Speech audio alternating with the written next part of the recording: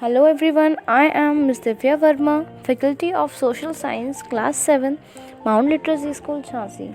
Students, in the starting lecture, we have covered lesson number 1 of history, that is tracing changes through 1,000 years. So, here are some question answers related to lesson number 1 of history. So, let's discuss these question answers of lesson number 1 of history. So, here the first question is, what does the term time period refers to in the historical context? So answer will be a time period refers to a block of time or a specific time frame containing common characteristics. It normally spans over many centuries. Based on the common economic and social factors seen across the time, each of these periods can be further broken into smaller time frames called ages and more time frames called eras. Now second question, what do you mean by periodization in history? The division of time to study the political, social and economic changes is known as periodization. Hence, this act or process of dividing history into periods is called as periodization of history. Now, how is periodization of history useful to study the present?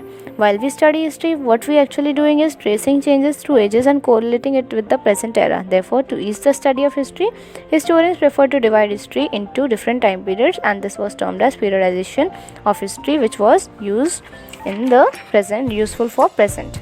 Now, fourth question is, which moment in the study of history becomes a turning point? Any change happened due to a single event. Such an event was called as the turning point in history.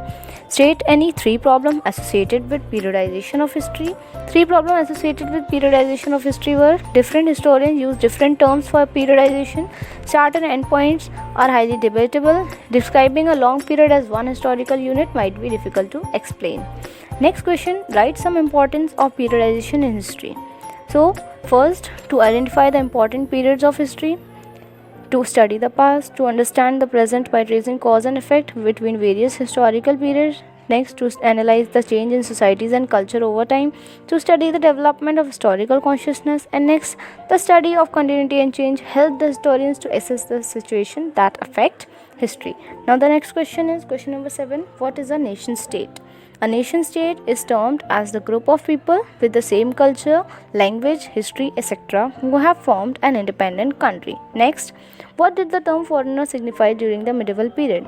The term foreigner in today's time is used in the sense of a person who is not in India, but in medieval time period it was applied to the person who was not a part of a society or a culture.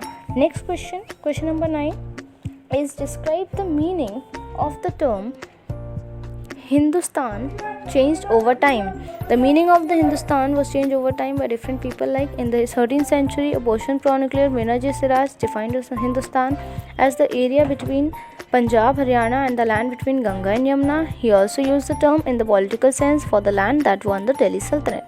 In the 16th century, Babur defined Hindustan as the geography, the fauna and the culture.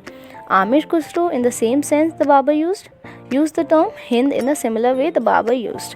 Now, in today's time, Hindustan is termed as modern nation state. Next question, state some technological development happened in the medieval period. New changes were spinning wheel for weaving, Persian wheel for irrigation, firearms and new food and beverages were developed. Now, the next question is question number 11, that is, describe a jati. Describe a jati. Jati or subcaste refers to grouping and ranking of people on the basis of their background and occupation.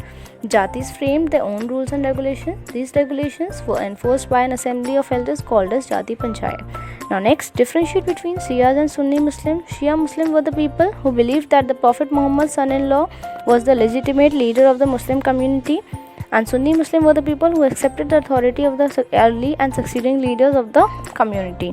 So these were the question answers related to this chapter.